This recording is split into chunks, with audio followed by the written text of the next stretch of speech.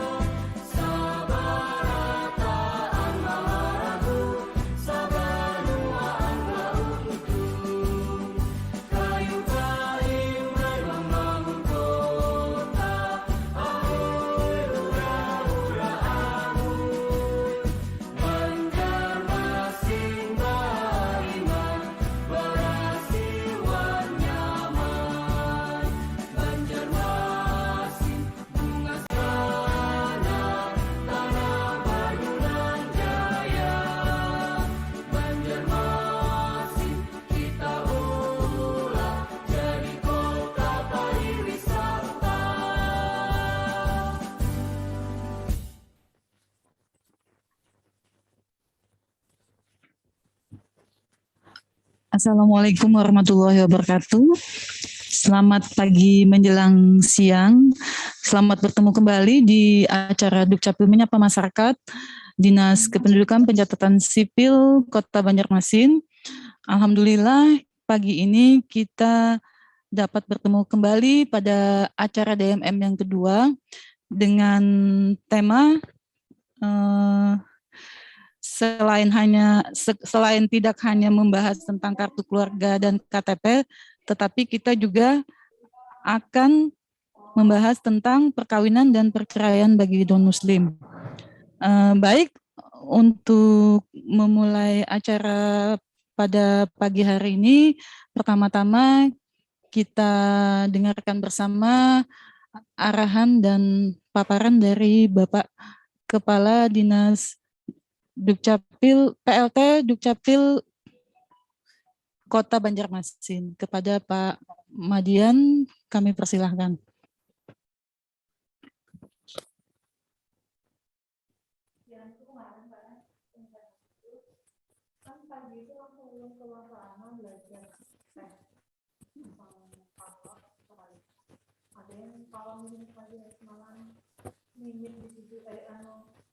PT per jamnya itu di layar kelihatan dia melihat 24, sekian lalu kali sekalinya karena itu kan harusnya kan miligramnya 160 miligram dalam 16 cc, jadi dia masukkan tuh limitnya tuh 160 karena menurut ininya 160 itu miligram obat bukan cc. Nah lalu akhirnya kecepatannya itu lebih cepat sekali jadi kita sampai 9 jam. Nah sudah ketahuan persis sama nilai PP per jamnya, berarti dia salah tutup. Akhirnya semua tahu ya sudah tutup acaranya. Yang penting sambil belajar dan mencari tahu dari mana sih, karena dia ngomong udah benar.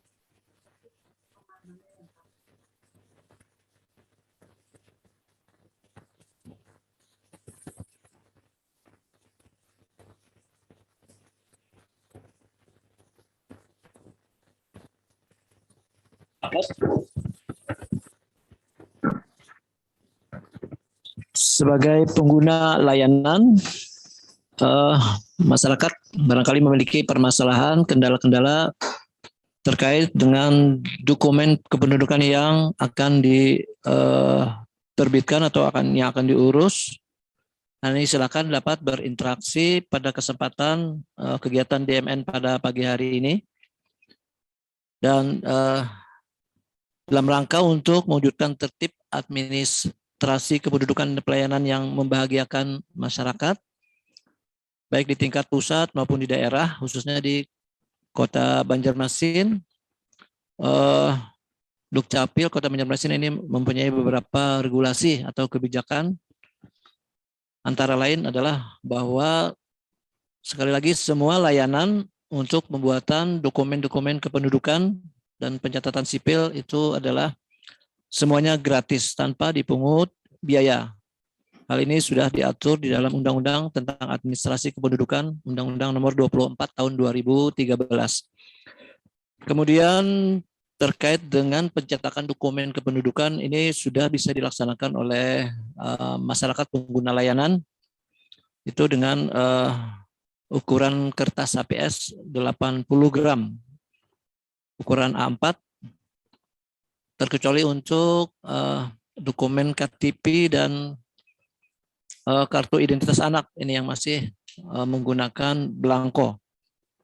Kemudian KTP elektronik dan dokumen-dokumen kependudukan yang lain yang ditandatangani secara digital itu sudah tidak perlu lagi dilegalisir lah. Ini sudah diatur di dalam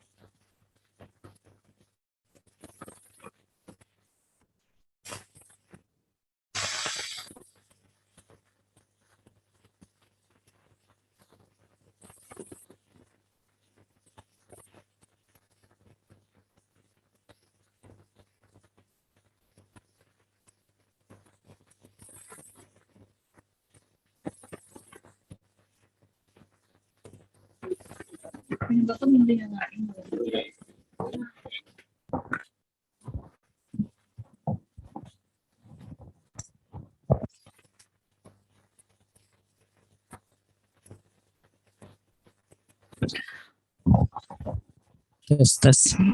Cek. Oke. Mohon maaf ada kendala teknis.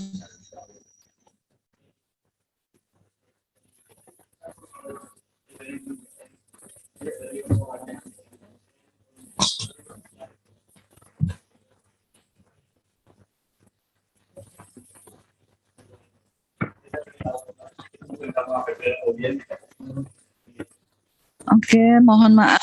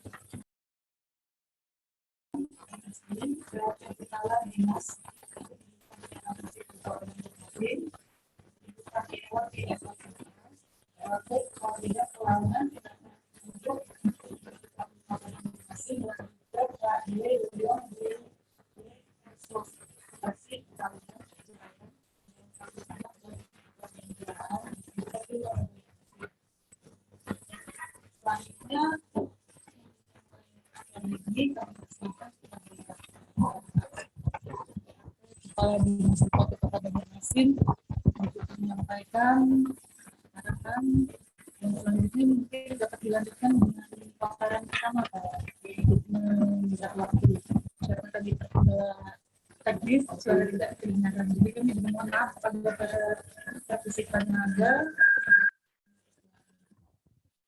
Baik, terima kasih moderator yang telah memberikan kesempatan. Sekali lagi ini karena ada kendala teknis, maka kita ulang lagi lah untuk penyampaian arahan-arahan terkait dengan kegiatan Dukcapil menyapa masyarakat pada hari ini. Sebagaimana yang kami katakan tadi bahwa ini merupakan kegiatan yang kedua lah. Di samping minggu lalu kita juga telah melaksanakan kegiatan seperti ini dan mudah-mudahan nanti kegiatan ini bisa menjadikan sosialisasi kita kepada masyarakat lebih mengenal lagi, lebih bisa dipahami oleh masyarakat terkait dengan dokumen-dokumen kependudukan yang dibutuhkan. Baik, kami selaku pelaksana tugas lah di Dinas Kependudukan Pencatatan Sipil Kota Banjarmasin mengucapkan sekali lagi terima kasih kepada para partisipan, para peserta Zoom meeting yang telah berhadir mengikuti kegiatan pada hari ini. Kami mengucapkan terima kasih.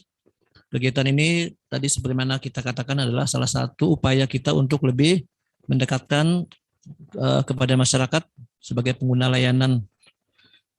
Masyarakat yang memiliki kendala-kendala permasalahan terhadap dokumen kependudukan silakan dapat berinteraksi secara virtual pada link Zoom meeting yang sudah kita berikan. Nah, kemudian dalam rangka tertib administrasi kependudukan dan pelayanan yang membahagiakan masyarakat di Kota Banjarmasin itu telah mempunyai beberapa kebijakan atau regulasi, antara lain adalah bahwa semua layanan untuk pembuatan dokumen kependudukan dan pencatatan sipil itu adalah gratis, jadi tanpa dipungut biaya. Jadi ini sudah diatur di dalam Undang-Undang Administrasi Kependudukan Nomor 24 Tahun 2013. Kemudian pencetakan untuk dokumen kependudukan ini pun bisa dilaksanakan sendiri oleh masyarakat dengan standarisasi kertas HPS 80 gram ukuran A4, terkecuali untuk KTP dan KIA atau kartu identitas anak, itu yang masih kita menggunakan belangko. Kemudian KTP elektronik dan dokumen-dokumen kependudukan lainnya yang ditandatangani secara digital itu tidak perlu lagi dilakukan legalisir. Ini diatur di dalam Permendagri nomor 104 tahun 2019. Kemudian kita juga punya produk hukum peraturan daerah nomor 3 tahun 2020. Ini terkait yang dulunya ada denda untuk keterlambatan pengurusan dokumen kependudukan, tapi sekarang sudah dihapuskan melalui Perda nomor 3 tahun 2020 ini. Sehingga semuanya betul-betul gratis tanpa dipungut biaya segala pengurusan untuk dokumen-dokumen kependudukan ini. Nah, kemudian pada kesempatan ini kami sekali lagi menginformasikan bahwa selama pandemi ini belum berakhir, kita masih melakukan pelayanan secara layanan WhatsApp lah. Jadi belum dilaksanakan untuk pelayanan secara tatap muka, khususnya di kantor Dukcapil di pusat ini. Dan ini dimaksudkan adalah untuk menghindari kerumunan massa, kemudian juga untuk mengurangi penyebaran virus COVID-19 tersebut. Nah, barangkali itu yang dapat kami sampaikan sebagai pengantar, dan kami akan lanjutkan untuk sekilas terkait dengan masalah Dukcapil menyapa masyarakat ini, dan kami mulai dengan visi misi Wali Kota Banjarmasin di periode kedua ini adalah Banjarmasin beriman dan lebih bermartabat. Artinya berasih wan nyaman. Ya, jadi semuanya diharapkan masyarakat itu berurusan lebih nyaman. Kemudian juga ke puskesmas berobat itu nyaman, diharapkan seperti itu. Pendidikan sekolah juga nyaman diharapkan. Kemudian berusaha diharapkan itu juga lebih nyaman dan lebih bermartabat. Ini lebih martabat ini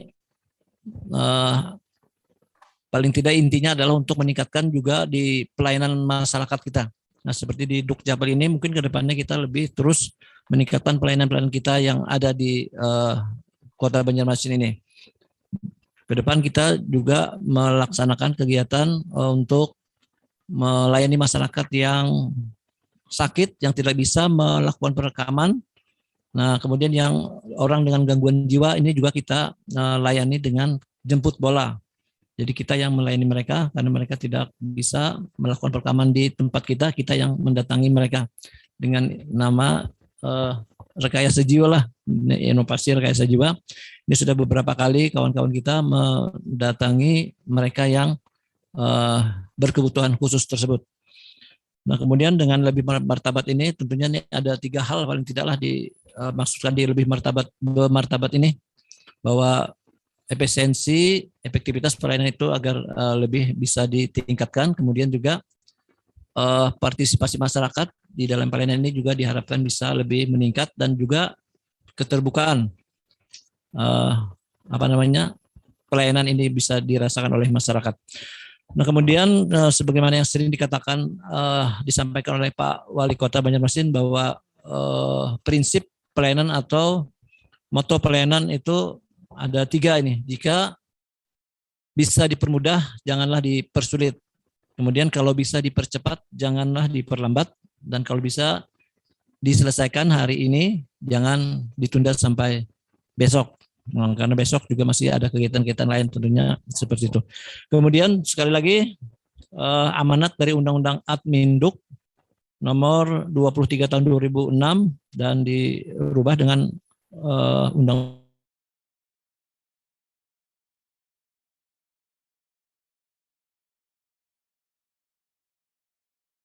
mengut biaya. Semuanya gratis. Kami berharap masyarakat bisa mengurusnya sendiri tanpa melalui calo. Nah, jadi kita berharap tidak adalah calo-calo yang menguruskan masyarakat dengan membebani masyarakat. Kita bawa pelayanan untuk dokumen-dokumen kependudukan pencatatan sipil ini tidak ada biaya. Dengan catatan harus diurus sendiri lah. Jadi ini juga memberikan kemudahan bagi yang bersangkutan terkait dengan data-data yang dimiliki. Kalau yang bersangkutan mau urus sendiri, nanti kalau ada dipertanyakan oleh petugas bisa menjawabnya dengan baik. Tapi kalau kirim dengan orang lain atau dengan calo, ini rentan dengan kesalahan-kesalahan yang terjadi. Dan kami berharap juga tidak ada calo-calo di sini. Kalau ada nanti kita ini kan, karena kadang-kadang calo yang ada ini kan bisa mengatasnamakan orang di Sdukcapil. Nah ini yang kalau ada terjadi seperti itu kita telusuri lah sampai kita temukan orang calo yang bersangkutan, kita harus tindak lanjut. Kalau oknum kita yang salah, oknum kita tindak lanjuti juga. Jadi kita betul-betul melayani masyarakat dengan membiasakan masyarakat untuk bisa mengurus sendiri. Jadi biar tahu persis pengurusan di Disdukcapil itu seperti apa. Nah kemudian regulasi tadi kami katakan, regulasi produk hukum daerah yang diterbitkan tadi, Undang-Undang Nomor 3 Tahun 2020, ini baru tahun kemarin, tentang penyelenggaraan administrasi kependudukan, bahwa dengan ditetapkannya perda ini tadi semua layanan-layanan terkait dengan administrasi kependudukan itu semuanya gratis. Nah kemudian ruang lingkup Adminduk ini secara garis besar paling tidak ada dua hal. Yang pertama terkait dengan pendaftaran penduduk, kemudian yang kedua terkait dengan pencatatan sipil. Terkait dengan pendaftaran penduduk ini itu adalah terkait bahwa pencatatan atas pelaporan peristiwa kependudukan, ya, baik terkait masalah penerbitan NIK, kemudian perubahan alamat, pindah datang dalam wilayah negara Indonesia, pindah datang antar negara, kemudian penduduk pelintas batas, pendataan penduduk, rentan Adminduk, dan pelaporan penduduk yang tidak mampu mengantar sendiri seperti yang kami katakan tadi. Kemudian terkait dengan pencatatan sipil, ini adalah untuk pencatatan atas pelaporan peristiwa-peristiwa penting, antara lain kelahiran, kematian, lahir mati, perkawinan, perceraian, pembatalan perceraian, kemudian pengangkatan, pengakuan, pengesahan anak, perubahan nama, status kewarganegaraan, peristiwa penting lainnya, kemudian pelaporan penduduk yang tidak mampu melapor sendiri. Nah ini dari dua hal tersebut itu dilakukan pencatatan biodata, kemudian ada pemutahiran data, kemudian masuk dalam data atau informasi kependudukan.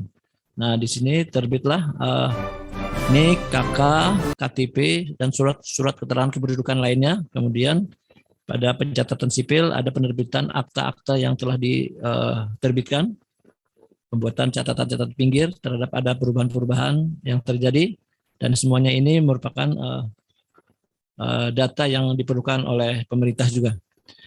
Kemudian produk layanan di Sdukcapil ini ada KTP elektronik, kartu keluarga, akta pencatatan sipil, baik akta kelahiran, kematian, perceraian, dan lain sebagainya.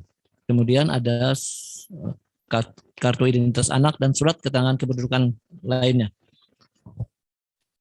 Nah kemudian tadi di masa pandemi ini semua bisa diurus atau dilakukan di rumah lah, jadi bisa diakses saja di rumah melalui layanan kita, melalui WhatsApp kita sudah disampaikan, diberikan di depan tadi. Nah kemudian ini informasi-informasi layanan kita selama masa pandemi ini, bisa menghubungi terkait dengan apa saja dokumen kependudukan apa saja yang mau diurus. Jadi silakan menghubungi petugas-petugas layanan kita yang ada di layar ini. Dilayani selama masih jam kerja lah, mudah-mudahan bisa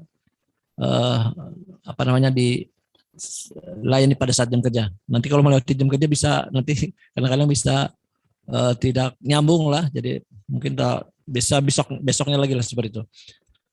Kemudian berikutnya udah selesai. Oh ya udah terkait ini sudah inilah yang kami sampaikan sebagai pengantar dan sedikit terkait secara umum atau secara kebijakan untuk pelayanan Adminduk di Dukcapil Kota Banjarmasin. Demikian yang dapat kami sampaikan. Nanti silakan narasumber lainnya untuk melanjutkan. Kami kembalikan ke moderator. Terima kasih. Terima kasih kami sampaikan kepada Bapak Madian. Dari paparan yang kami tangkap dapat saya kemukakan bahwa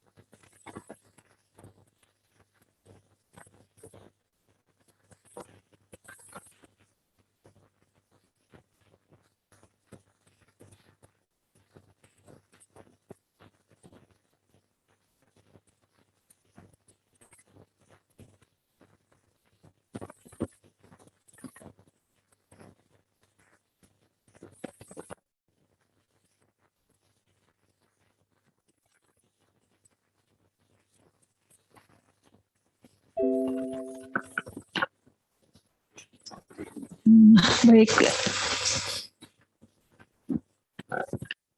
Assalamualaikum warahmatullahi wabarakatuh. Terima kasih kepada Ibu Moderator yang telah memberikan kesempatan kepada kami untuk memberikan pemaparan materi kartu keluarga dan KTP elektronik. Yang kami hormati Bapak PLT Kepala Dinas Kependudukan dan Pencatatan Sipil Kota Banjarmasin dan Bapak Yuliano Sioyong, narasumber untuk materi perkawinan dan perceraian bagi non-muslim. Pada kesempatan ini kami akan memberikan pemaparan atau materi kaitan dengan penerbitan kartu keluarga dan KTP elektronik. Adapun dasar untuk penerbitan KK dan KTP elektronik itu adalah awalnya penduduk didaftarkan di dalam database, yaitu dengan melalui mekanisme pencatatan biodata dan penerbitan NIK. Karena setiap penduduk itu wajib memiliki NIK, kemudian pemerintahlah yang wajib memberikan NIK kepada setiap penduduk. NIK itu juga berlaku seumur hidup dan selamanya. Kemudian NIK diterbitkan oleh instansi pelaksana, yaitu Dinas Kependudukan dan Pencatatan Sipil kepada penduduk setelah dilakukan pencatatan biodata. Kemudian NIK dicantumkan dalam setiap dokumen kependudukan yang dimiliki oleh warga negara. NIK akan menjadi dasar penerbitan paspor, SIM, NPWP, polis asuransi, dan sebagainya kaitannya dengan dokumen identitas yang dimiliki penduduk. Bagi semua instansi pengguna wajib menjadikan NIK sebagai dasar penerbitan dokumen paling lambat 1 tahun terhitung sejak instansi pengguna mengakses data kependudukan dari Dinas Kependudukan dan Pencatatan Sipil. Kemudian ada beberapa ketentuan atau mekanisme terhadap NIK yang diterbitkan oleh Disdukcapil kepada masyarakat. Dalam hal NIK yang diterbitkan dan tertera pada KTPL tidak sesuai dengan format data penduduk, maka itu tidak akan dilakukan penyesuaian NIK karena NIK yang telah diterbitkan sebelumnya telah melalui proses penunggalan dan bersifat melekat pada seseorang itu seumur hidup. Kemudian jika penduduk memiliki NIK ganda, yang berlaku adalah NIK yang ada pada KTP elektronik, dan NIK lainnya akan diajukan untuk penghapusan melalui aplikasi Delika. Jika NIK ganda dan belum melakukan perekaman, maka dilihatlah pada histori pembuatan NIK. Mana NIK yang lebih dulu dibuat, itu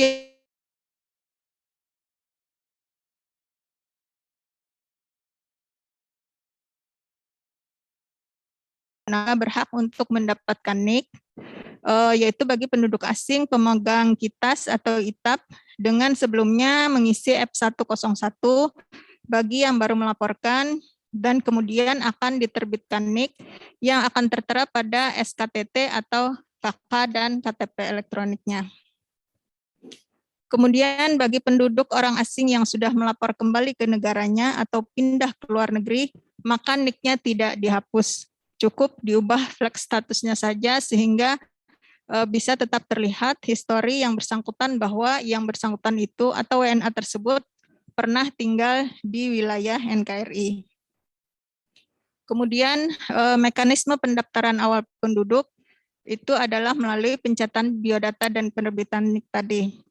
Untuk awal didaftarkannya biodata penduduk pada database, itu pertama kita melakukan mekanisme pengecekan database berdasarkan dokumen yang dimiliki. Dokumen yang dimiliki itu bisa meliputi ijazah, kemudian akta kelahiran, buku nikah, paspor, dan lain sebagainya. Kemudian kita juga akan lakukan wawancara secara mendalam untuk memperoleh informasi apabila yang bersangkutan mengaku tidak memiliki dokumen apapun. Wawancara ini meliputi keterangan yang kita perlukan kaitannya dengan nama lengkap, kemudian juga tanggal lahir, tempat dan tanggal lahir, kemudian nama ayah, nama ibu, dan domisili sebelumnya, karena bisa juga ada kemungkinan bahwa yang bersangkutan sudah terdaftar di dalam database kependudukan di mana dia berdomisili sebelumnya. Setelah kita melakukan wawancara, kemudian kita lakukan mekanisme cek biometrik, yaitu meliputi pengecekan sidik jari dan iris mata. Setelah melakukan pengecekan, setelah didapatkan hasil cek biometrik tersebut dan penelusuran database, maka jika NIK tidak ditemukan, maka pemohon atau warga tersebut diharuskan mengisi formulir F101 dan melengkapi persyaratan lainnya untuk kelengkapan berkas atau kelengkapan biodata yang akan dimasukkan ke database. Di dalam formulir F101 tersebut cukup lengkap karena memuat 41 jenis elemen data yang akan menjadi kelengkapan di dalam database kependudukan. Kemudian apabila yang bersangkutan tidak memiliki dokumen sama sekali, maka dia akan diminta untuk mengisi pernyataan bahwa yang bersangkutan memang tidak memiliki dokumen. Kemudian apabila yang bersangkutan itu juga tidak kuasa atau tidak bisa datang untuk tidak memiliki kuasa, tidak bisa untuk mengurus sendiri pengajuan dokumennya, maka yang bersangkutan harus mengisi formulir kuasa pengisian data kepada orang lain berupa formulir F107. Kemudian jika NIK yang setelah penelusuran baik database maupun cek biometrik tadi didapatkan hasil NIK ditemukan, maka yang bersangkutan akan diminta untuk melakukan perekaman biometrik, sehingga yang bersangkutan akan bisa kita terbitkan KTP elektroniknya. Kemudian mengisi formulir dan melengkapi kelengkapan berkas.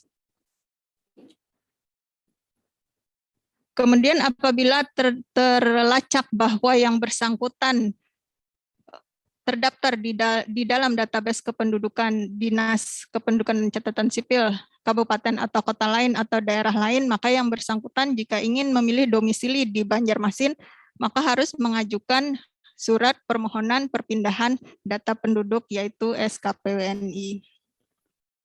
Setelah dilakukan pencatatan biodata dan penerbitan NIK, maka sebagai dokumen yang dipegang oleh warga negara atau penduduk itu akan diterbitkan kartu keluarga. Penerbitan kartu keluarga itu dapat terintegrasi dengan penerbitan dokumen kependudukan lainnya. Seperti misalnya jika ada penambahan anggota baru akibat kelahiran pada kartu keluarga, itu akan mengakibatkan terintegrasinya penerbitan dokumen akta kelahiran dan KIA. Kemudian jika ada penambahan anggota baru atau akibat dari pindah atau menumpang kakak, maka akan diterbitkan KTP elektronik atau KIA. Kemudian jika ada penerbitan kakak baru akibat perkawinan, maka kartu keluarga orang tua mempelai itu akan disesuaikan. Kemudian juga akan terbit KTP elektronik yang baru bagi kedua mempelai dengan status perkawinan yang baru. Kemudian jika ada penerbitan kartu keluarga baru atau perubahan kakak akibat perceraian, itu juga akan mengakibatkan kakak lama itu akan ada pengurangan anggota disesuaikan. kemudian KTPL juga dengan status perkawinan yang baru. Selain untuk WNI, kartu keluarga juga memberikan fasilitasi terhadap penerbitan KK bagi penghayat kepercayaan terhadap Tuhan Yang Maha Esa.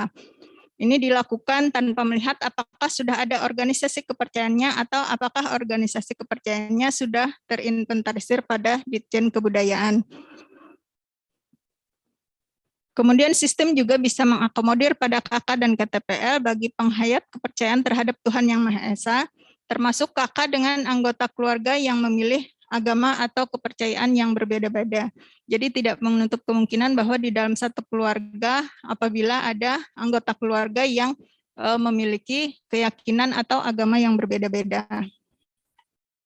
Kemudian pentingnya kartu keluarga itu karena kartu keluarga merupakan dokumen yang menjadi rujukan bagi penerbitan dokumen kependudukan lainnya seperti KTP elektronik, KIA, akta pencatatan sipil, dan dokumen lainnya.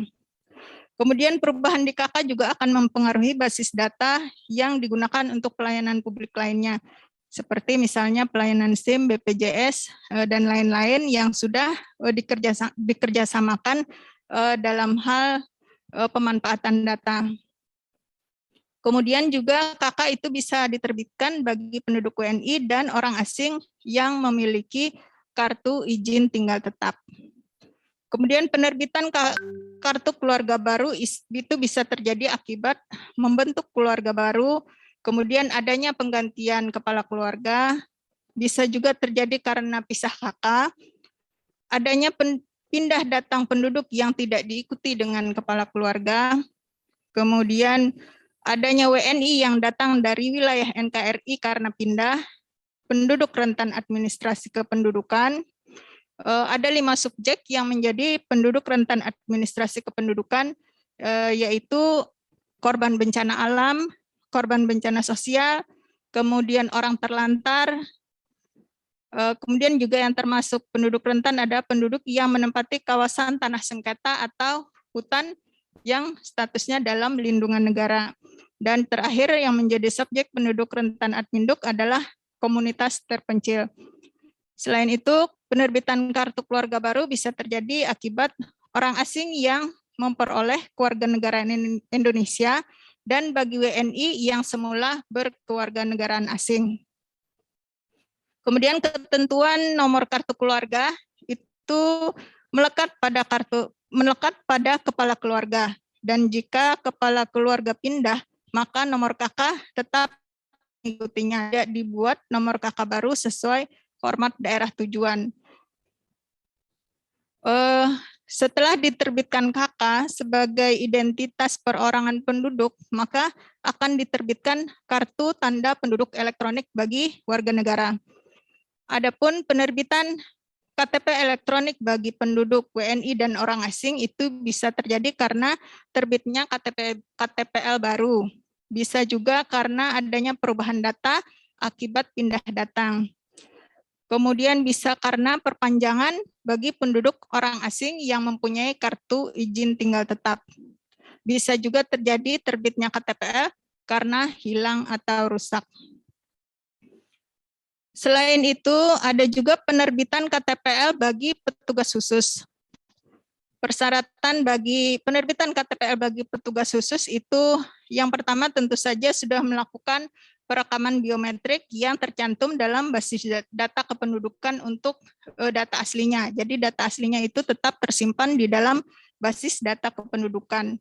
Kemudian sebagai penguat persyaratan, yang bersangkutan harus memiliki SK sebagai petugas intel atau reserse dan atau perintah melaksanakan kegiatan intelijen atau reserse. Selain itu juga untuk pencetakan KTP elektroniknya, kami memerlukan pengajuan secara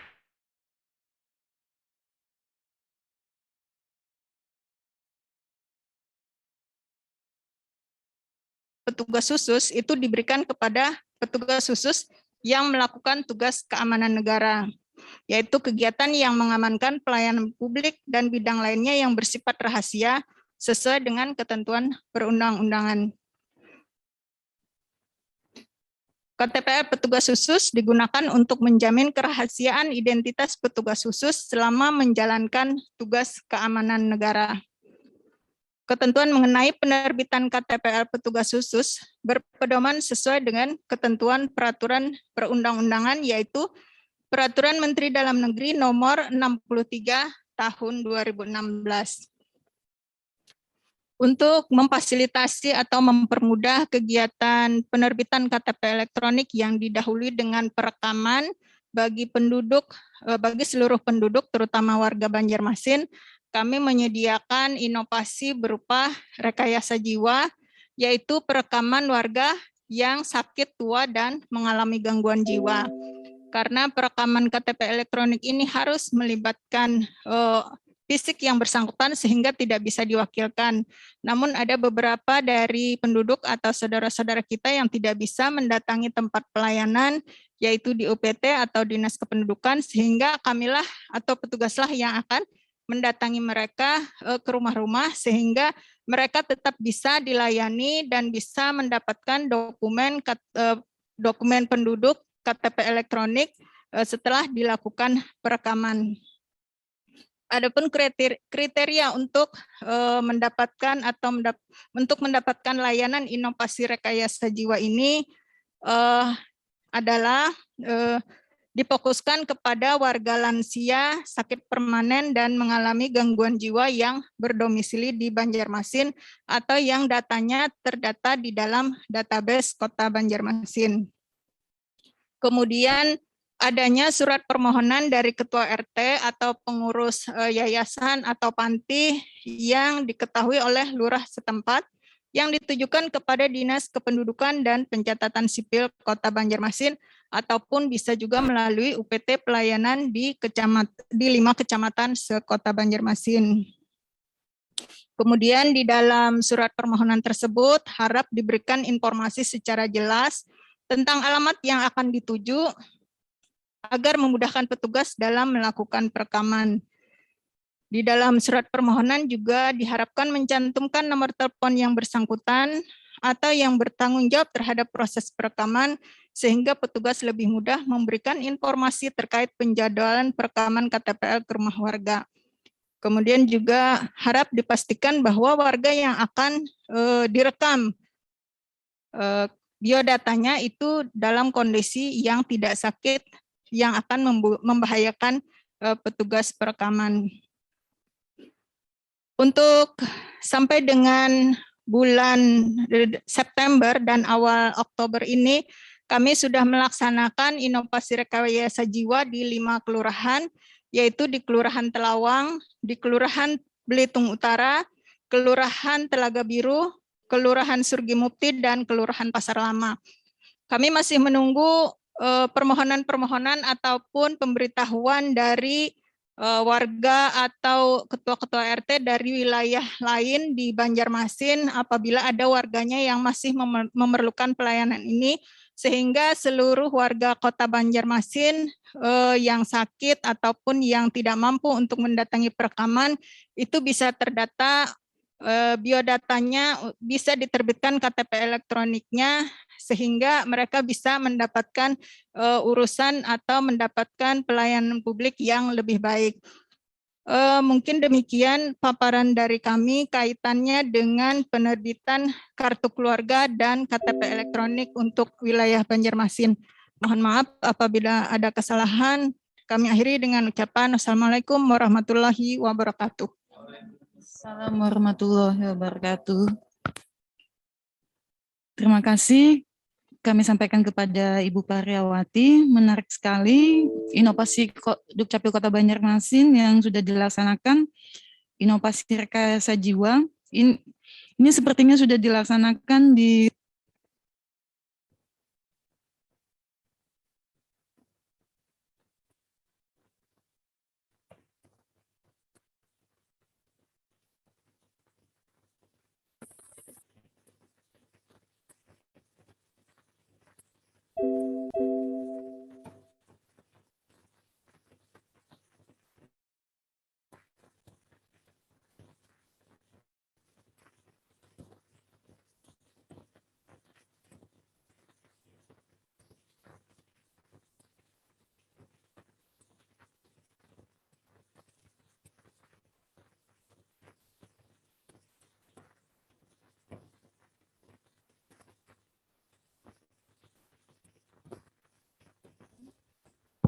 Baik, terima kasih Bu Moderator. Selamat pagi, menjelang siang, dan salam sejahtera untuk kita semuanya. Ya, pertama yang kami hormati Bapak PLT Kepala Dinas Dukcapil Kota Banjarmasin, Bapak Madian, dan Ibu Moderator, Ibu Diah dari Dukcapil KB Provinsi Kalsel, dan yang terhormat juga Ibu PLT Kabid Pelayanan Pendataan Penduduk, Ibu Paryawati, serta Bapak Ibu sekalian saudara-saudari para partisipan DDM Dukcapil Banjarmasin yang berbahagia. Nah, sesuai dengan tupoksi kami sebagai Kepala Seksi Perkawinan, Perceraian, Perubahan Status Anak dan Kewarganegaraan, izinkan kami akan menyampaikan beberapa hal yaitu terkait dengan lingkup tugas kami, khususnya berkaitan dengan penyatatan perkawinan, penyatatan perceraian, penyatatan pembatalan perkawinan, penyatatan pembatalan perceraian bagi non-muslim ya, dan hal-hal lain yang berkaitan bagaimana untuk penyatatan perkawinan yang salah satu pasangan atau kedua suami istri sudah meninggal, maupun penyatatan perkawinan dengan SPTJM perceraian. Nah itu masuk lingkup tugas kami. Kemudian sesuai dengan pasal 2 PP nomor 9 tahun 75, itu di mana sebagai lembaga penyatatan perkawinan adalah kantor urusan agama bagi mereka yang masukkan perkawinan secara agama Islam, dan dinas kependudukan pensipil bagi mereka yang masukkan perkawinan menurut agama selain agama Islam. Nah, di dalam ketentuan pasal 2 Undang-Undang nomor 1 tahun 74, itu jelas disebutkan bahwa setiap perkawinan itu harus diikuti dengan pencatatan perkawinan menurut peraturan perundangan yang berlaku. Nah, di sini tugas Dukcapil adalah antara lain mencatatkan peristiwa penting yang terjadi di masyarakat. Nah, peristiwanya apa? Yaitu khusus bidang tugas kami adalah perkawinan, perceraian, pembatalan perkawinan, dan pembatalan perceraian. Kemudian untuk penyertaan perkawinan bagi warga Indonesia di wilayah NKRI itu memang sudah ada syarat-syaratnya, mungkin para masyarakat juga tahu. Di antaranya yang utama adalah surat keterangan telah terjadinya perkawinan dari pemuka agama. Di samping juga ada pos foto, ada KTP KK. Kemudian bagi yang janda itu atau cerai mati melampirkan akta kematian. Dan bagi yang duda atau cerai hidup itu harus melampirkan juga akta perceraian. Di samping juga harus mengisi formulir pelaporan perkawinan sipil yaitu di belangko F201, dan memang ini baru kami laksanakannya, belangko ini baru. Jadi kalau yang dulu masih menggunakan yang lama, tapi sekarang kita mulai bertahap menggunakan belangko F201, dan hasilnya adalah berupa kutipan akta perkawinan. Kemudian juga kami mencatatkan perkawinan warga Indonesia dan WNA yang juga harus dilampirkan. Di samping syarat di atas juga bagi warga negara asing juga melampirkan surat keterangan tempat tinggal atau SKTT bagi pemegang izin tinggal tetap terbatas, juga melampirkan dokumen perjalanan serta surat izin dari negara atau perwakilan negaranya. Dan itu termasuk juga perkawinan orang asing yang dilaksanakan di wilayah NKRI maupun khususnya di Kota Banjarmasin ini. Kemudian hasil dari pelayanan kami berupa kutipan akta perkawinan ini, nah waktu dulu yang lama sebelum menggunakan TTE itu masih kita menggunakan dokumen yang ada dokumen security-nya, ada garis pinggirnya yang warna merah itu, akta perkawinan khususnya adalah warna merah muda, kemudian menggunakan tantangan basah, dan dipasang foto mereka berdua. Nah sekarang dengan menggunakan TTE yang barcode itu tidak lagi pada kutipan itu dipasang atau dicantumkan foto, tetapi foto hanya ditempelkan pada register perkawinan. Nah, dan tidak ada lagi, cukup menggunakan barcode sesuai dengan di Permendagri 108/2019 yang telah dilakukan. Jadi yang dulu ada buku register perkawinan itu yang tanda tangan adalah kedua belah pihak, para orang tua, kedua belah saksi, itu harus tanda tangan. Nah sekarang tidak lagi, sekarang cukup mereka berdua saja yang menandatangani dalam register perkawinan. Itu hal yang terbaru. Kemudian beberapa hal pengaturan baru yang berkaitan dengan penyertaan perkawinan dan perceraian adalah pencatatan perkawinan bagi yang salah satu atau keduanya meninggal dunia. Kemudian ada juga pencatatan perkawinan dengan SPTJM perceraian. Yang kemudian ada lagi penegasan tentang tata cara pencatatan perkawinan yang dulunya dari surat edaran Kemendagri menjadi 108 tahun 2019. Kemudian ada juga pelaporan akte perkawinan dari negara lain dan belum dilaporkan ke KBRI setempat. Jadi sebenarnya kalau orang pasangan yang menikah di luar negeri sesudah menikah di negara tersebut harus juga melaporkannya ke KBRI atau perwakilan Republik Indonesia di setempat. Tapi seandainya mereka sudah kembali ke Indonesia tapi belum dilaporkan, bisa dilaporkan ke Dukcapil di Banjarmasin, tapi juga dengan surat perkawinan yang dari negara asal itu harus diterjemahkan oleh penerjemah yang di bawah sumpah, dan kemudian juga membuat SPTJM, surat pernyataan tanggung jawab mutlak. Nah, kemudian untuk ketentuan bagi salah satu atau kedua pasangan yang meninggal dunia sebelum penyatakan perkawinan, maka dilaksanakan dengan memenuhi persyaratan, yaitu berupa surat tanggung jawab mutlak kebenaran data sebagai suami istri, sebagaimana dicantumkan dalam pasal 50 ayat 2 Permendagri 108 tahun 2019. Jadi harus membuat SPTJM kebenaran sebagai suami istri. Dan syarat utama lagi adalah adanya surat keterangan telah terjadi berlangsungnya perkawinan mereka dari pemuka agama. Nah, itu harus yang utama harus ada, kemudian juga dilampirkan akte kematian yang bersangkutan, kemudian dilampirkan KTP kakak almarhum yang bersangkutan. Karena sering yang terjadi adalah terjadinya perbedaan dokumen-dokumen dari yang bersangkutan dengan data-data yang biasanya mereka berurusan, baik itu untuk di asuransi, untuk di bank, atau di sertifikat, itu jadi perbedaan yang lama. Makanya kami di dalam mencetakkan kutipan akte perkawinan itu harus juga biasanya meminta data dokumen yang lain, apakah itu akte kelahiran ataupun ijazah di almarhum, supaya datanya itu sama. Jadi kita terbitkan kutipannya, bisa diterbitkan kutipan perkawinannya. Kemudian untuk yang penyertaan perkawinan dengan STJM perceraian belum tercatat. Nah, jadi bagi pasangan suami istri yang dalam KK statusnya cerai hidup belum tercatat, itu dapat dilaksanakan dengan juga menggunakan SPTJM, surat pernyataan tanggung jawab mutlak perceraian belum tercatat. Nah, jadi di dalam SPTJM itu ditandatangani oleh kedua belah pihak, masing-masing istri, ada suami, pakai materai, dan diketahui oleh 2 orang saksi. Nah, itu nanti bisa kita catatkan untuk perkawinannya. Kemudian untuk penegasan berikutnya adalah tata cara pencatatan perjanjian perkawinan. Yang dulu hanya berdasarkan surat edaran dari Pak Dirjen Adpinduk. Nah, sekarang dengan yang hal yang baru di pasal 98 di Permendagri 108 tahun 2019 juga dicantumkan perjanjian perkawinan. Nah, perjanjian itu ada yang dibuat pada waktu atau sebelum dilangsungkan perkawinan. Perjanjian perkawinan dibuat selama dalam ikatan perkawinan, dan perjanjian perkawinan itu dibuat di wilayah NKRI, dan pencatatannya perkawinan dilakukan di luar wilayah NKRI. Kemudian ada juga perubahan atau pencabutan perjanjian perkawinan. Kemudian untuk penyataan perkawinan ini dilaksanakan bisa di Dukcapil dengan melampirkan adalah akte perceraian, akte perjanjian perkawinannya itu yang dibuat oleh notaris yang ada di Indonesia. Kemudian dilampirkan kutipan akte perkawinan mereka, suami istri, fotokopi KTP dan KK. Dan adapun hasil pelayanannya yang dari kami buat adalah di dalam kutipan akte perkawinan itu akan diberikan catatan pinggir di belakang daripada kutipan akte itu.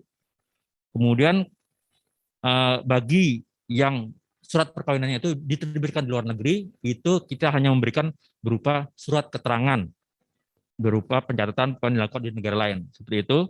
Nah, di samping itu juga ada pencatatan perkawinan bagi penghayat kepercayaan terhadap Tuhan Yang Maha Esa. Nah, itu juga telah diatur di dalam Peraturan Pemerintah Nomor 40 tahun 2019 di pasal 40 itu, di mana pencatatan itu dilakukan oleh di hadapan pemuka penghayat kepercayaan yang telah ditunjuk oleh organisasi tersebut. Yang kedua, bahwa organisasi penghayat kepercayaan juga harus terdaftar di kementerian yang secara teknis membina mereka, yaitu di bawah Direktorat Jenderal Kebudayaan. Nah, adapun manfaat untuk penyertaan perkawinan itu adalah, pertama adalah sebagai bukti otentik bahwa perkawinan yang itu mereka sah dan tercatat sesuai dengan peraturan perundangan yang berlaku. Kemudian juga menjamin agar memperoleh hak tertentu. Jadi kalau sudah punya akte perkawinan, maka juga nanti bisa membuat akte kelahiran anak, membuat kartu keluarga, dan di dalam kartu keluarga itu akan tertulis, istilah sekarang adalah kawin tercatat. Jadi kalau belum dicatatkan sesuai dengan peraturan yang berlaku, hanya diperintahkan secara agama, maka di kartu keluarganya itu hanya akan tertulis kawin belum tercatat.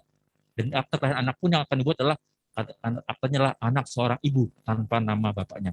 Nah, itu jadi kelemahan. Tapi kalau sudah ada perkawinan itu akan tercantum semuanya.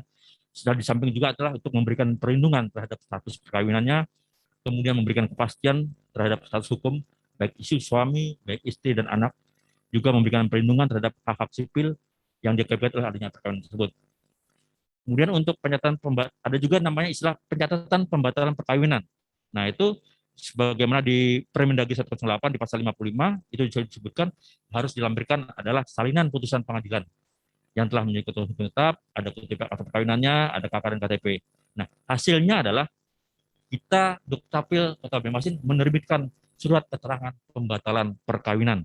Nah, dan petugas pencatat sipil akan mencabut kutipan akta perkawinannya, lalu memberikan catatan pinggir pada register perkawinan dan pada kutipan akta perkawinannya. Nah, jadi biasanya ada pembatalan perkawinan. Memang di Banjarmasin belum pernah ada, cuman kalau kita lihat di Indonesia juga sudah pernah ada, itu kan ada beberapa artis yang melakukan pembatalan perkawinan bagi yang non muslim ya. Kemudian berkaitan itu ada juga sekarang di Undang-Undang Perkawinan Nomor 1 Tahun 74 ada perubahan, ada perbaikan khususnya menjadi Undang-Undang Nomor 16 Tahun 2019, di mana di ayat pertama disebutkan, kalau dulu di pasal 7 Undang-Undang Nomor 1 Tahun 74 itu usia perkawinannya antara pria dan wanita adalah 16 tahun bagi wanita dan 19 tahun bagi pria. Nah, sekarang dengan Undang-Undang Nomor 16 Tahun 2019 itu disamakan menjadi usianya adalah 19 tahun. Tapi dalam hal terjadi penyimpangan terhadap undang-undang umur tadi, itu maka para pihak itu dapat meminta dispensasi kepada pengadilan, tapi dengan alasan yang sangat mendesak, disertai bukti-bukti dan data dukung yang cukup.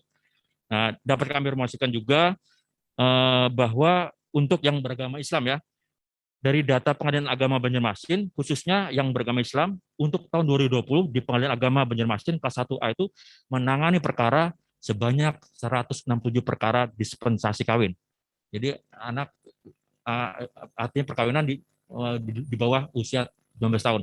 Cuman sebenarnya harapan kami sebagai dampak dari perkawinan anak itu memang kurang bagus ya. Jadi harapannya memang kami juga dapat informasi bahwa sesuai arahan dari Dinas Perlindungan Anak juga bahwa diharapkan adalah stop perkawinan anak di bawah usia, karena itu kan membawa dampak secara psikologis bagi perkembangan anak tersebut. Di samping karena berdasarkan penelitian Survei Nasional Sosial Ekonomi itu bahwa anak yang menikah sebelum usia 18 tahun 4 kali lebih rentan untuk menyelesaikan pendidikan, kemudian rentan mengalami kekerasan KDRT dalam rumah tangga, kemudian menyebabkan kematian karena usianya di bawah 19 tahun, kemudian bayi yang dilahirkan itu kebanyakan juga berpeluang meninggal sebelum usia 28 hari atau 1 kali lebih besar. Itu berdasarkan penelitian. Jadi harapan kami tidak ada lagi perkawinan di bawah umur, yang diikuti adalah usia 19 tahun dua-duanya. Nah, kemudian untuk perceraian sama saja perceraian itu syaratnya juga melampirkan selain putusan pengadilan, kemudian ada kutipan akta perkawinan, ada KKTP. Nah, hasilnya juga adalah berupa kutipan akta perceraian. Nah, bagi pemohon yang tidak dapat menyerahkan kutipan akta perkawinan, itu agar juga membuat surat pernyataan yang menyatakan bahwa kutipan akta perkawinan itu tidak dimiliki dengan alasan sesuai dengan ketentuan perundang-undangan yang berlaku. Jadi ada syarat lainnya. Kemudian hasilnya sama, yang dulu itu masih pakai menggunakan tanda tangan basah. Jadi warnanya masih ungu, warnanya itu ya untuk pencetakan. Tapi sekarang sama seragam sudah TTE menggunakan barcode. Nah, menggunakan barcode itu polos. Jadi kan menggunakan kertas HPS A4 80 gram. Jadi nanti hasilnya pun akan kami kirimkan. Silakan nanti warga untuk mencetak sendiri gitu loh. Kemudian manfaat akte perceraian itu adalah yang jelas adalah sebagai alat bukti yang sah bahwa yang bersangkutan telah langsung perceraian, dan itu untuk status syarat utama untuk perubahan status di kartu keluarga menjadi cerai hidup tercatat juga. Nah, ada istilah sekarang cerai hidup tercatat. Nah, kemudian itu bisa lagi untuk melanjutkan melakukan perkawinan yang baru, kemudian juga untuk mengurus hak-hak yang timbul sebagai akibat adanya perceraian tersebut. Nah, di samping perceraian ada juga yang namanya pembatalan perceraian. Jadi mereka yang dulunya cerai sekarang kembali lagi rujuk. Nah, itu bisa dilaksanakan bagi yang non muslim ya. Itu sesuai dengan Permendagri 108 di pasal 60 itu disebutkan juga dilampirkan syarat adalah salinan putusan pengadilan yang punya kedudukan tetap, kemudian akte perceraiannya, lapornya itu malah 60 hari sejak putusan pengadilan pembatalan perceraian itu harus dilaporkan kepada Dukcapil di Banjarmasin, dan hasilnya adalah kita akan menerbitkan surat keterangan pembatalan perceraian. Kemudian Dukcapil juga mencabut kutipan akte cerainya dan menerbitkan kutipan kedua perkawinannya. Jadi kutipan diterbitkan lagi kutipan kedua, cuman di belakangnya ada catatan pinggir. Berdasarkan hasil putusan pengadilan, maka mereka melakukan pembatalan perceraian, seperti itu. Nah, kemudian dalam semua dokumen pernyataan sipil itu kita juga mengambil F201. Nah, itu sekarang ada 4 lembar. Nah, itu memang itu hal yang baru karena di dalamnya itu ada yang namanya data pelapor. Nah, data pelapor itu mereka yang melaporkan. Kemudian kalau untuk pencatatan perkawinan, itu juga data subjek akta ke-1 dan ke-2 itu diisi. Itu khusus untuk yang mereka perkawinan, itu mereka yang pihak pria dan pihak wanita. Kemudian juga diisi data saksi 1 dan saksi 2. Kemudian untuk yang lainnya sesuai keperluan. Kalau untuk akta perkawinan berarti kita nanti di kolom perkawinan baru diisi data-datanya. Data kamu itu di data untuk nik, ada nama orang tua dari pihak laki-laki, nama ibu dari pihak laki-laki, kemudian untuk yang nik bagi ibu dari pihak orang perempuan, suami bapak dari pihak perempuan, kemudian ada kartu keluarga dan sebagainya di situ ya. Kemudian tanggal pemberkatan, kemudian siapa nama pemuka agamanya, itu diisi khusus misalnya untuk yang perkawinan. Kalau perceraian cukup diisi mungkin data pelapor, kemudian data subjek pertama siapa yang melaporkan. Nah, kemudian ada di centrang. Itu banyak kan ada pilihannya, ada beberapa untuk kolom-kolomnya. Cuman yang utama adalah kalau perkawinan ke perkawinan. Misalnya untuk kelahiran juga ada di situ. Diisi kolom kelahiran ada. Kemudian kalau untuk data orang tua diisi untuk kelahiran, lahir mati, kematian.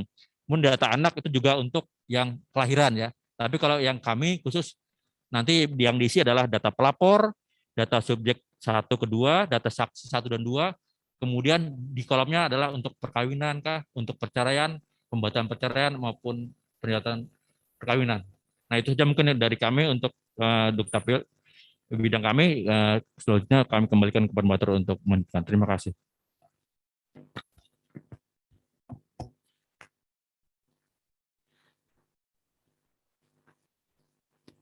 Baik, kita lanjutkan. Terima kasih kami ucapkan kepada Pak Yoyong. Menarik sekali materi yang disampaikan.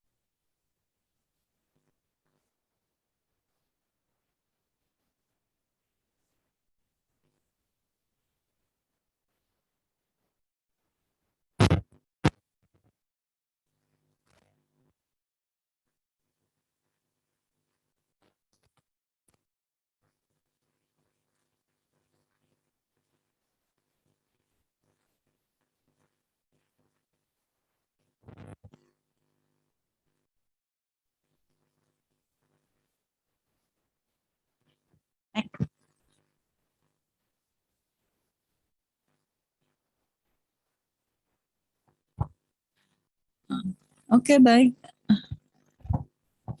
Kedengaran suaranya? Oke, baik. Kita kasih kesempatan dulu yang ingin bertanya langsung, ingin berinteraksi langsung. Mungkin dari para partisipan ada yang ingin langsung bertanya.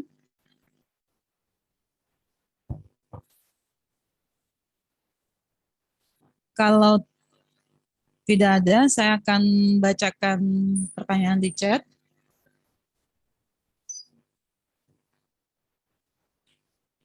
Yang pertama dari Joni Sinaga. Selamat pagi, izin bertanya.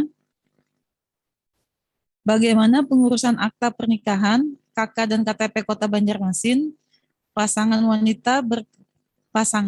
wanita ber-KTP Kota Palangkaraya, sedangkan pria KTP Banjarmasin, tetapi sudah memiliki anak usia 7 bulan. Dan bagaimana pengurusan akta kelahiran dan KIA anaknya, apa saja dokumen dan persyaratannya. Mohon dijawab Bapak Ibu, sekian dan terima kasih. Ini ada beberapa pertanyaan, mau langsung dijawab dulu atau satu-satu saya bacakan semua? Bagaimana? atau dibaca? Karena ini complicated ya pertanyaannya. Nikah, kakak KTP, beda kota, kemudian udah punya anak 7 bulan.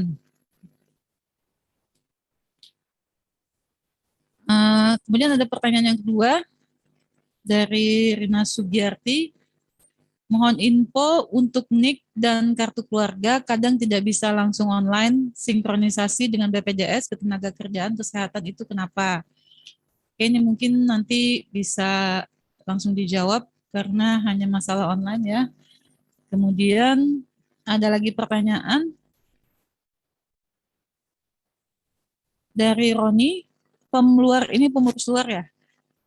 Teman saya dulu menikah secara agama Katolik dan telah terbit akta perkawinannya. Sekarang yang bersangkutan sudah memeluk agama Islam, namun akta perkawinannya hilang. Bisakah akta perkawinan tersebut diterbitkan kembali dan apa syaratnya?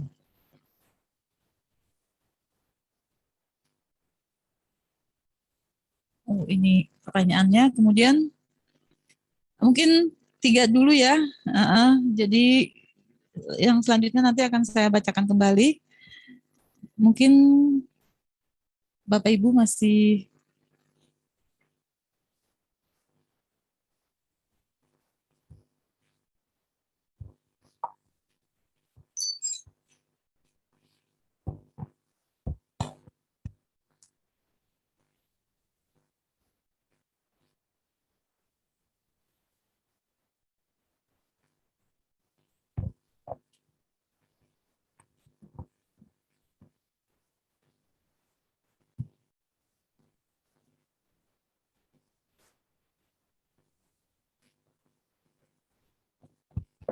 Baik, terima kasih. Kami akan mencoba menjawab untuk pertanyaan dari Bapak Sinaga ya tadi, di mana statusnya sekarang masih 1 KTP pemegang KTP Palangkaraya dan 1 KTP Banjarmasin, dan sudah melaksanakan perkawinan dan punya anak umur 7 bulan ya.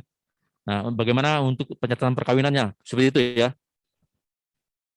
Sebenarnya itu ada 2 cara.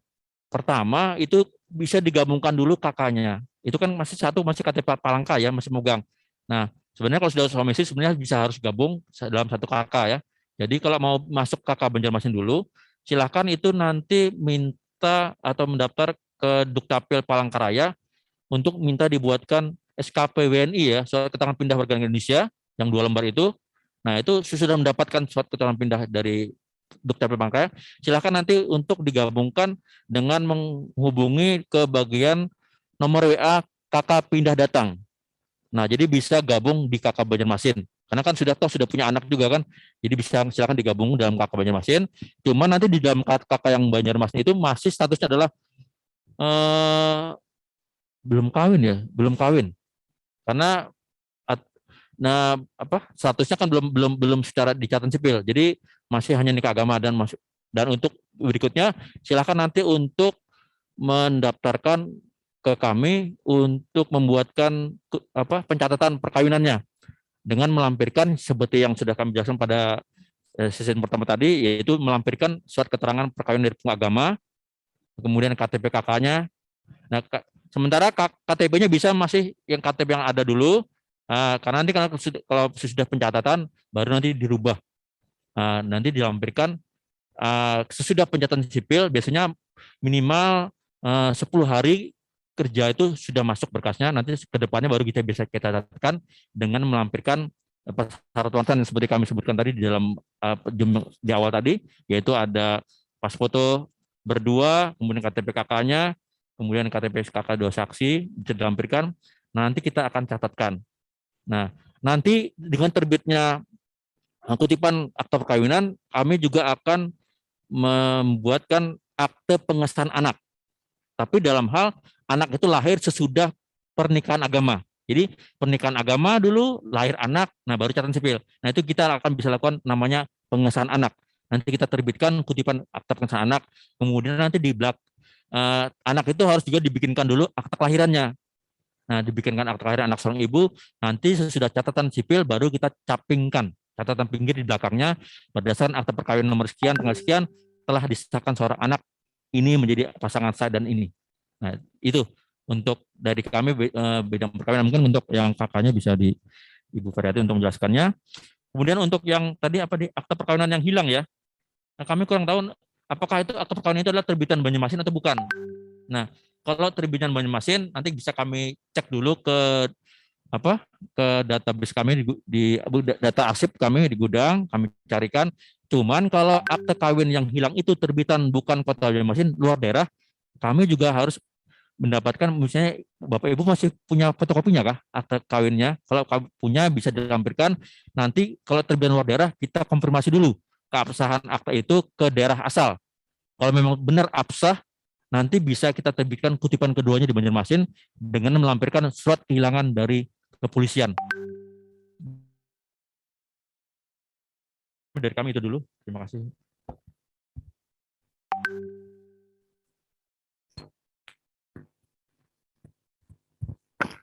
Baik, melanjutkan menjawab pertanyaan dari Bapak Joni Sinaga tadi karena ada kaitannya dengan bidang pendaftaran penduduk, yaitu untuk permohonan penerbitan KIA bagi anak hasil perkawinan tadi ya. Untuk anak yang berumur 7 bulan, berarti kan masih di bawah 5 tahun, itu syarat untuk penerbitan KIA-nya adalah melampirkan KK dan KTP orang tua, kemudian juga akta kelahiran anak tanpa pas foto, karena untuk KIA yang menggunakan foto itu hanyalah untuk anak yang berusia 5 tahun ke atas. Jadi diselesaikan dulu kartu keluarganya tadi dipindahkan, kemudian diselesaikan akta-akta perkawinannya, dan setelah terbit akta kelahiran baru bisa diterbitkan KIA bagi anak yang bersangkutan. Kemudian menjawab pertanyaan dari Ibu Rina Sugiyarti mengenai NIK dan kartu keluarga yang tidak bisa langsung online di BPJS, Ketenagakerjaan maupun Kesehatan maupun pengguna lainnya. Karena begini, data kependudukan yang dimanfaatkan atau digunakan oleh instansi pengguna di seluruh Indonesia itu berasal dari data kependudukan yang ada di Dirjen Kependudukan dan Pencatatan Sipil Kemendagri yang kemudian dikerjasamakan untuk pelayanan publik. Nah, data yang dikerjasamakan itu berada di dalam DWH atau data warehouse yang tidak langsung masuk ke dalam data di pusat untuk menghindari terjadinya pencurian data atau penyalahgunaan, sehingga kadang diproses dari data milik pusat ini ke data warehouse itulah yang mengalami gangguan atau keterlambatan terhadap update data penduduk, sehingga data NIK dan kartu keluarga yang bersangkutan tidak bisa langsung online atau langsung terlihat pada instansi pengguna atau instansi yang telah bekerja sama dengan Dirjen Dukcapil. Adapun apabila masyarakat atau penduduk mengalami masalah tidak online seperti ini, silahkan menghubungi layanan updating data di nomor layanan Disdukcapil Kota Banjarmasin, sehingga kita bisa langsung proses untuk konsolidasi manual dan data penduduk itu bisa terlihat di layanan-layanan pengguna yang digunakan oleh penduduk Kota Banjarmasin. Mungkin gitu jawabannya, kami kembalikan ke moderator.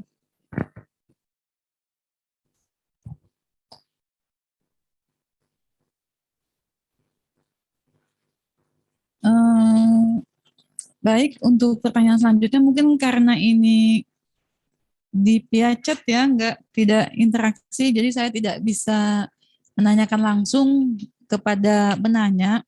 Apakah sudah cukup jelas jawaban yang diberikan oleh para narasumber?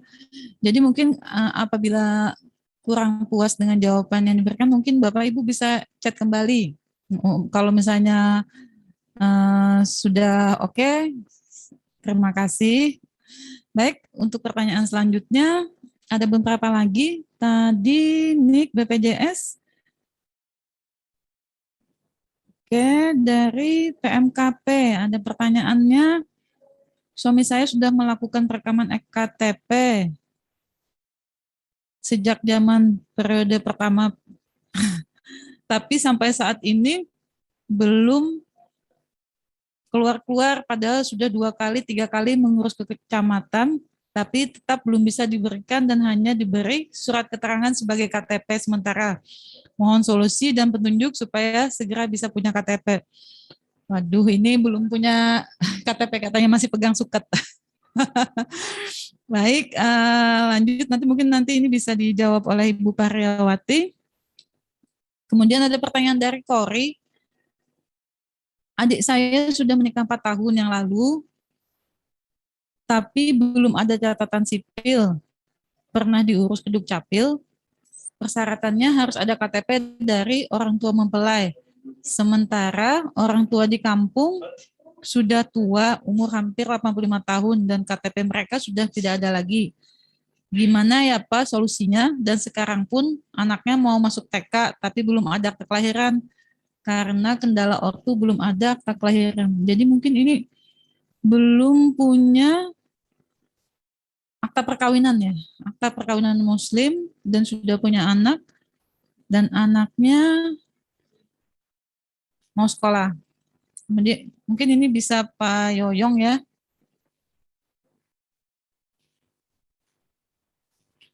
Selanjutnya ada lagi pertanyaan dari Pelita.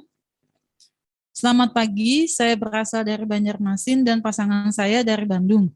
Akan melakukan pencatatan sipil di Banjarmasin pada Desember ini. Setelah pernikahan dilangsungkan di Wihara Banjarmasin juga. Apabila setelah pencatatan sipil sudah dilakukan dan saya pindah ke Bandung dan mau membuat kakak di Bandung, berkas apa saja yang harus disiapkan?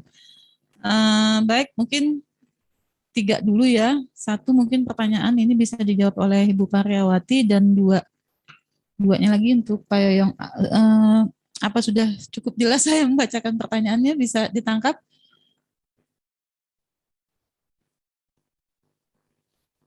Oke, baik. Ibu Paryawati dulu, silakan.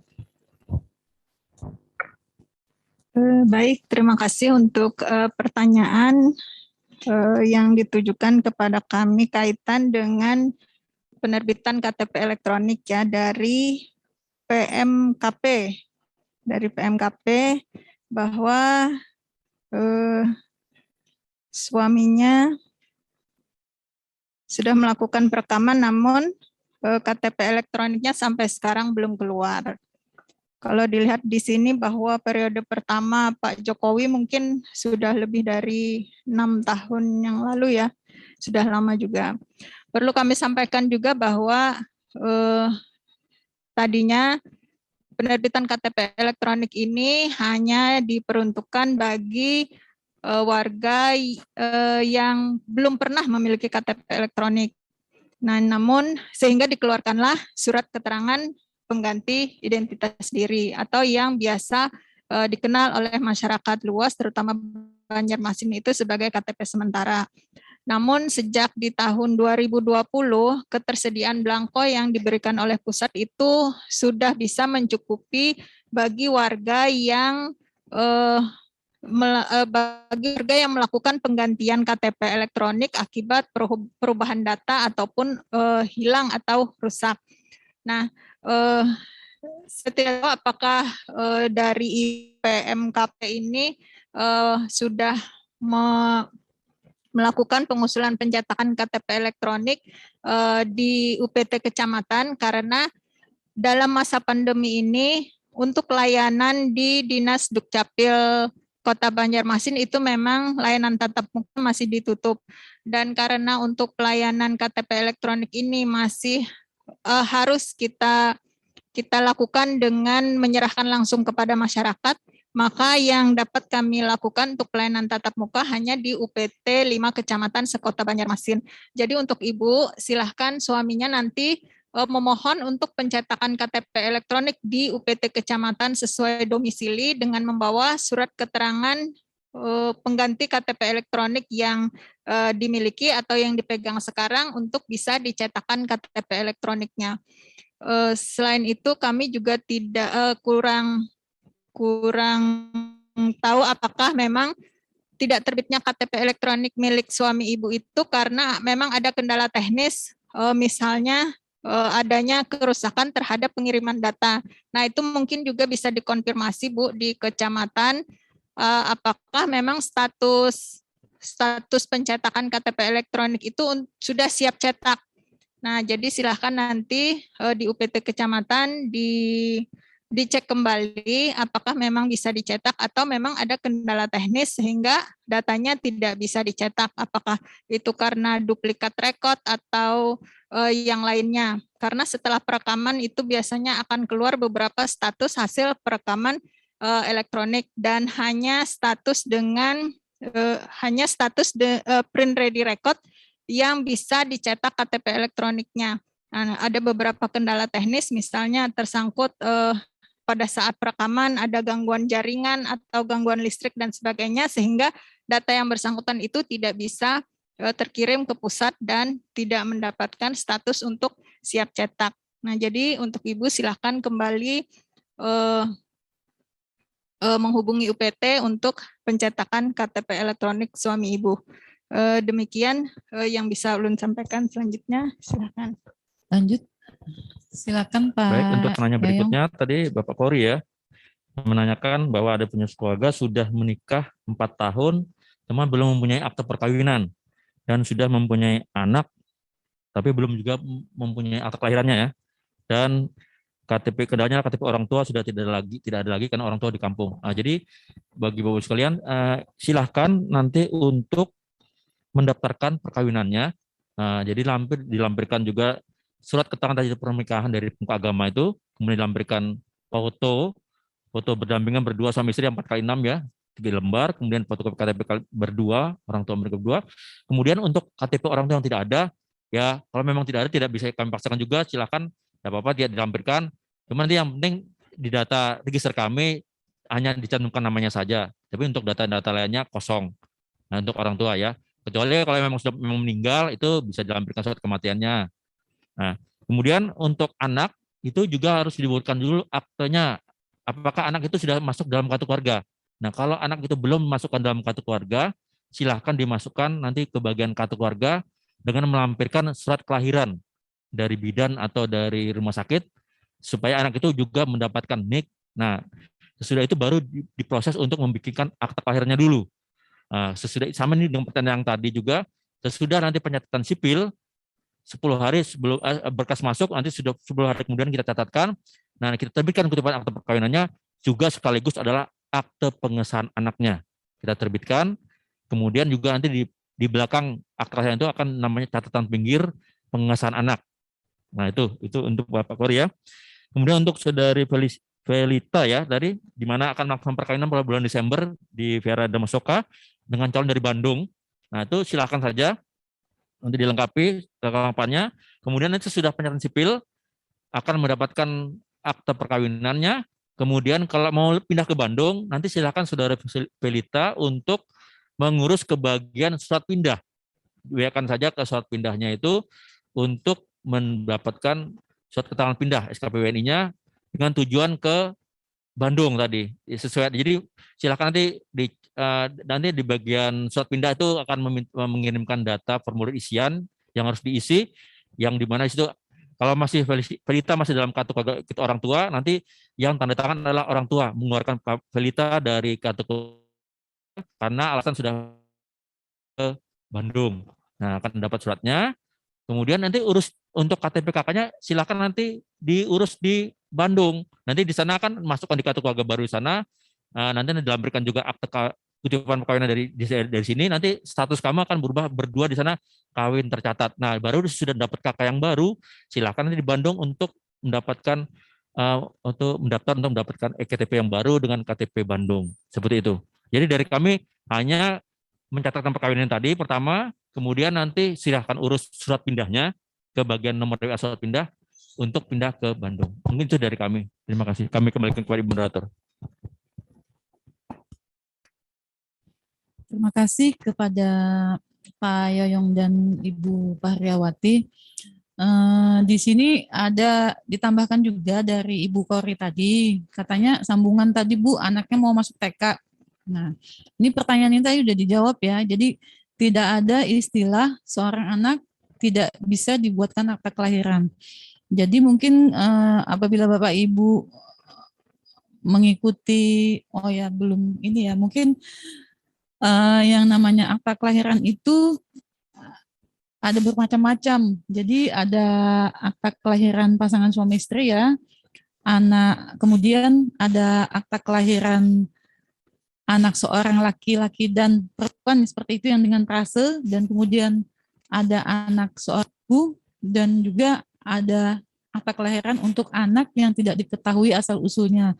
Jadi tidak ada alasan anak itu tidak punya akta kelahiran. Mungkin itu yang bisa saya sampaikan atau menambahkan, karena negara itu wajib memberikan akta kelahiran untuk seorang anak. Tapi mungkin ya itu tadi ada 4 jenis dari akta kelahiran tersebut. Apabila dapat menunjukkan buku nikah, maka anak pasangan suami istri. Tidak dapat menunjukkan buku nikah, SPTJM, surat pernyataan tanggung jawab mutlak, atau perkawinan siri, itu anak dari seorang laki-laki perempuan, itu akta kelahiran dengan prase ya istilahnya ya. Kemudian tidak dapat menunjukkan buku nikah dan tidak diketahui, istilahnya seorang ibu saja, jadi itu anak seorang ibu. Kemudian yang anak yang tidak diketahui ayah ibunya itu akta kelahirannya berbunyi anak yang tidak ketahui asal usulnya. Baik, mungkin saya udah terlalu banyak menambahkan. Ini ada lagi ada 2 lagi pertanyaan mungkin sebelum nanti kita tutup ya untuk sesi tanya jawabnya. Saya bacakan dulu dari Andrian Darmawan. Selamat pagi Pak. Ada keluarga kami mau menikah, calon istri berKTP di Banjarmasin dan calon suaminya satu lagi berKTP di Kabupaten Banjar. Apakah sekarang memerlukan formulir N1 sampai N4 untuk proses administrasi di Capil? Dan syarat apa yang diperlukan bagi calon dari Kabupaten Banjar tersebut? Mohon petunjuknya. Terima kasih. Kemudian satu lagi dari Rina Sugiyarti. Untuk EKTP yang sudah tidak jelas atau kabur tulisannya dan fotonya, apa perlu perekaman lagi atau bagaimana sekira EKTP terlihat jelas sehingga memudahkan bila diperlukan buat lampiran pengurusan? Oke, sebentar. Ada lagi satu dari Pelita. Kembali bertanya, apabila terjadi, ini masih menyambung pertanyaan tadi Pak. Kembali bertanya, apabila terjadi perjanjian pranikah yang telah dibuat saya dan pasangan, ini yang mau pindah ke Bandung tadi ya, perjanjian pranikah, apakah untuk pencatatan sipil perjanjian pranikah tersebut harus dilampirkan juga? Apakah ada pelegalisasiran dari pihak Capil pada surat perjanjian pranikah? Baik, itu yang bisa kami sampaikan kepada Bapak Ibu. Kami persilakan untuk menjawab.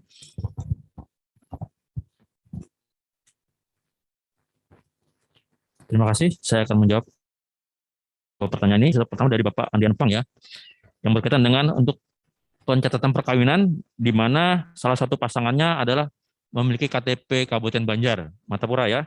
Yang satu adalah Kabupaten Kota Banjarmasin. Nah, untuk keperluan pernyataan sipil sebagaimana sudah kami jelaskan tadi bahwa yang dilampirkan adalah surat keterangan nantinya surat keterangan dari pemuka agama, pas foto, KTP KK mereka berdua. Kemudian untuk N14 lagi tidak diperlukan lagi, jadi kami tidak meminta N14 lagi. Kemudian untuk yang dari calon dari dari Kabupaten Banjar, kami minta hanya adalah surat keterangan belum pernah menikah dari Dukcapil Kabupaten Banjar. Nah, jadi ya kami hanya minta surat keterangan bahwa yang bersangkutan belum pernah menikah atau belum tercatat dalam register perkawinan di Dukcapil Kabupaten Banjar. Nah, itu yang kami minta dari sana. Sedangkan untuk yang dari Banjarmasin kami hanya meminta tadi foto KTP KK-nya, kemudian N14 tidak diperlukan lagi. Nah, itu yang untuk penegasan dari kami. Kemudian untuk menyambung pernyataan dari saudari Felita tadi berkaitan dengan perjanjian pranikah. Nah, itu silakan nanti diajukan juga berbarengan dengan melengkapi untuk pencatatan perkawinannya. Jadi silakan, kami hanya minta fotokopinya untuk perjanjian perkawinannya. Karena nanti di belakang akte kawin yang kami cetak yang berbentuk barcode tadi kertas lembar HPS 480 gram itu akan kami catatkan di situ nanti nomor dari notaris dan nama notarisnya. Nah, kalau dulu memang ada berupa kalimat, sekarang kan di dalam sistem SIAK itu yang muncul adalah hanya nomor akta dan nama notaris, Bu. Seperti itu yang muncul. Kalau dulu memang ada bentuk kalimat-kalimat. Nah, sekarang hanya seperti itu. Jadi nanti kita caping secara otomatis akan kami capingkan di belakangnya adalah nomor perjanjian perkawinannya dengan nama notarisnya. Kemudian untuk itu kami tidak ada legalisir sih untuk yang perjanjian pranikah ya. Kami hanya minta fotokopi saja. Kemungkinan bisa ditanyakan nanti ke notarisnya apakah perlu juga lagi legalisir dari dilaporkan ke pengadilan negeri setempat, apakah perlu. Nah, kami kurang tahu itu. Yang jelas kami hanya mencatatkan perjanjian perkawin yang nomornya dan nama notarisnya. Masalah yang untuk legalisir apakah diperlukan itu mungkin bisa ditanyakan kepada notarisnya apakah didaftarkan ke pengadilan negeri sesuai domisili. Nanti silakan ditanyakan. Kalau tidak ya cukup itu saja. Mungkin itu dari kami, Bu. Terima kasih.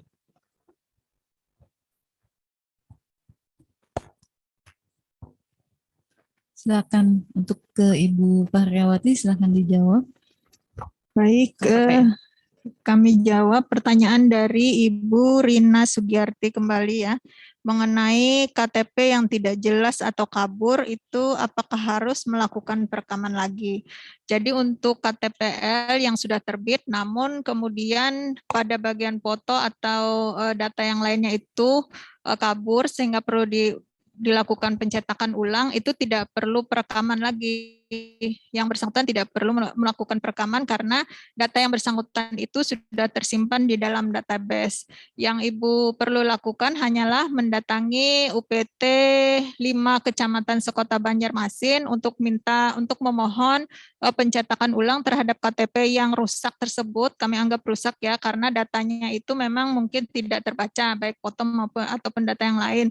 Nah, silakan memohon ke UPT sesuai domisili yang tertera pada KTP dengan membawa KTP yang rusak tersebut sebagai bukti. Jadi tidak perlu melakukan perekaman lagi. Mungkin begitu Bu jawabannya.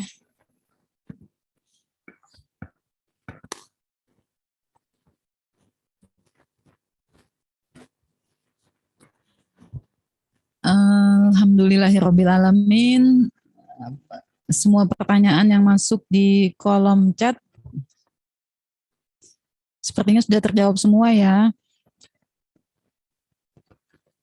Mungkin sebelum kita akhiri acara ini, sebelum closing statement,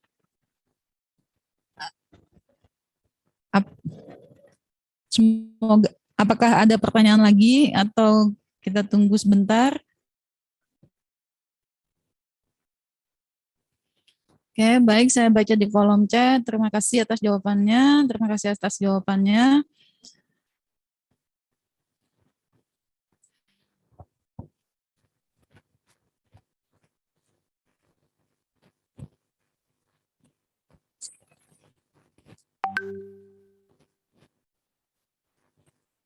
Mungkin kalimat penutup pada hari ini akan saya sampaikan adalah terima kasih atas semua pertanyaan maupun saran dan keluhannya.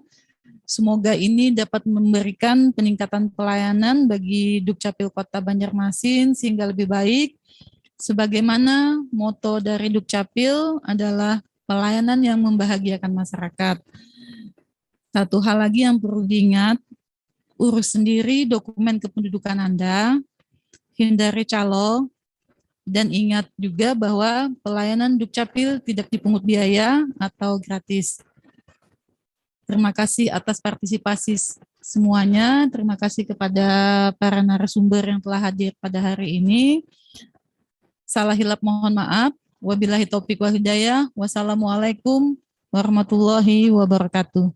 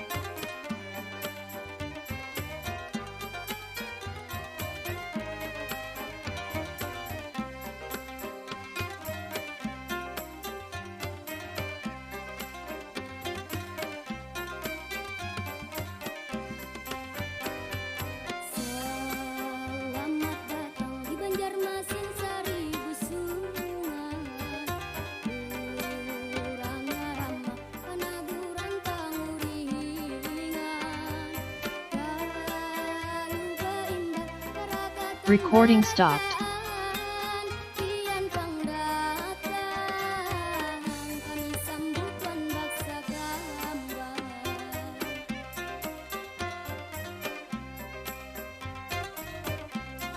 Ini apa tulisannya?